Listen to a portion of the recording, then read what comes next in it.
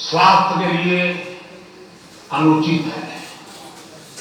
कुछ अपवाद लोग होते हैं जिनको उन्होंने अपने एक ऐसे स्टेज पर बॉडी को ले गए हैं, उनको शायद उनसे बाहर होंगे। सामान्य मानव के जीवन के लिए उन्हें अनुचित है। आप कोशिश कीजिए कि आपकी रिक्वायरमेंट जितनी भी नींद है वो आप पूरी लेते, और ये भी देखिए कि साउंड स्लीप है कि नहीं। बहुत गहरी नींद होनी चाहिए। आप हैरान हो जाएंगे, जो टीचर बैठे ना बड़ी आयु के टीचर, ये सुनकर के जरूर चौंक जाएंगे। आज भी मैं इतना सारा मेरे पास काम है, आप लोगों को जितना नहीं है,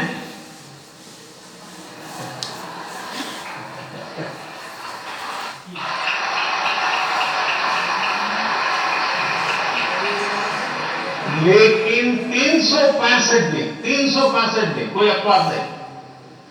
अगर मैं बिस्तर पे लेटा नहीं कि 30 सेकंड में डीप स्लीप की तरफ नहीं चला गया था, होता नहीं। 30 सेकंड लगते हैं मुझे। आप में से बहुत छोटी आयु के भी होंगे, कभी इधर कभी उधर, कभी उधर कभी उधर, फिर लेना ही था। क्यों?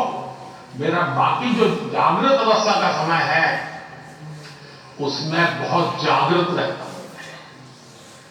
तो जब जागृत हूं तो पूरी तरह जागृत हूं, जब सोया हूं तो पूरी तरह सोया हूं।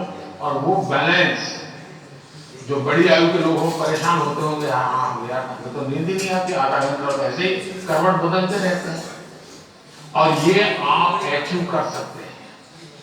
फिर एक विषय है न्यूट्रिशन, संतुलित आहार। और आप जिस उम्र में हैं उस उम्र में जिन चीजों की जरूरत है वो आपके आहार में है कि नहीं है। एक चीज पसंद है, बस खाते रहते हो, पेट भर जाता है, कभी मन भर जाता है, लेकिन शरीर की आवश्यकताएं पूरी नहीं करता है। 10th 12th का एक कालखंड ऐसा है जब आपके पास एग्जाम का वातावरण है, तो एक बार तय कीजिए कि मेरे शरीर को जितनी रिक्वायरमेंट है वो मैं लेता हूं। माँ बाप भी बच्चे को ऐसा ना करे, नहीं आज तो हलवा बनाया जरा ज्यादा खा ले। कभी माँ बाप को भी लगता है कि क्वांटिटी ज्यादा खिला दी तो बच्चा आज खुश है, ये नहीं। उसके शरीर, और इसके लिए कोई अमीरी गरीबी का मुद्दा नहीं है। जो उपलब्ध चीजें होती हैं उसी में से मिल जाता है, उसमें सारी चीजें रहती हैं। कम से कम खर्च वाली भी चीजें होती है जो हमारे न्यूट्रिशन को कैर कर सकती है। और इसलिए हमारे आहार में संतुलन, ये भी स्वास्थ्य के लिए उतना ही जरूरी है। और फिर एक्सरसाइज, हमने पहलवानी वाली एक्सरसाइज करे या ना करे अलग बात है, लेकिन फिटनेस के लिए एक्सरसाइज करना चाहिए। जैसे डेली टूथब्रश करते हैं ना, वैसे ही नो कॉम्प्रोमाइज एक्सरसाइज करनी चाहिए।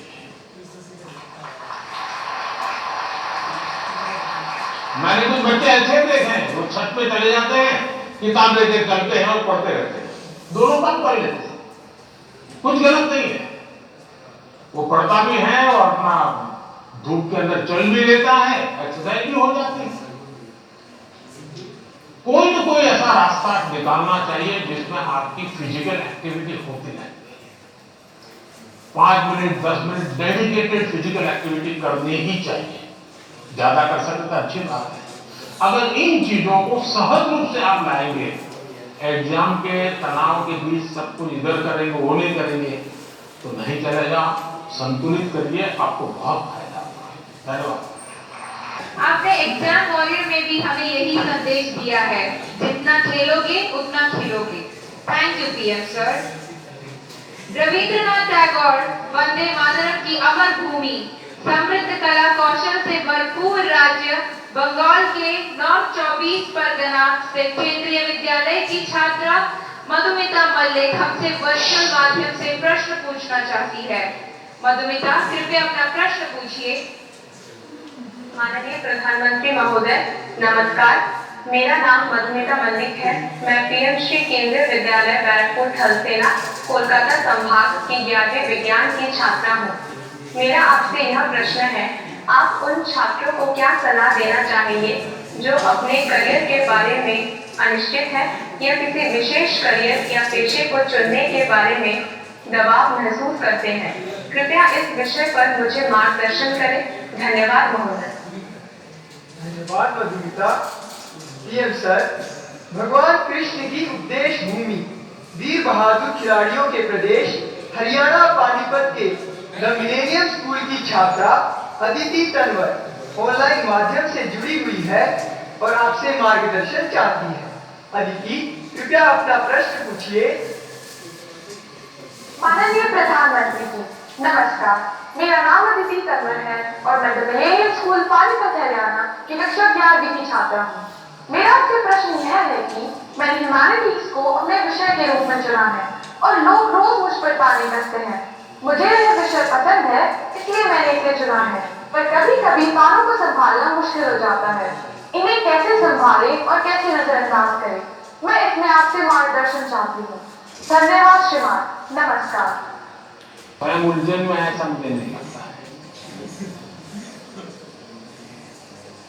हकीकत यह है कि आपको अपने पर भरोसा नहीं है और इसलिए आप 50 लोगों को पूछते रहते हैं क्या लगता है ये, तो क्या लगेगा ये, तो आप खुद को जानते नहीं और उसके कारण आप किसी के एडवाइस पर डिपेंडेंट रहते हो और जो व्यक्ति ज्यादा अच्छा लगता है आपको और जो एडवाइस आपको सबसे सरल लगती है आप उसी को एडॉप्ट कर लेते हो। अब जैसे मैंने कहा कि खेलो, और बहुत कुछ होंगे जो आज कल बोर्ड मत लेकर के घर जाएंगे। मोदी जी ने कहा है खेलो खेलो खेलो खेलो, अब मैं पढ़ूंगा नहीं बस, क्यों? उसने अपनी चीज पसंद कर ली। मैं समझता हूं कि सबसे बुरी जो स्थिति है वो कंफ्यूजन है।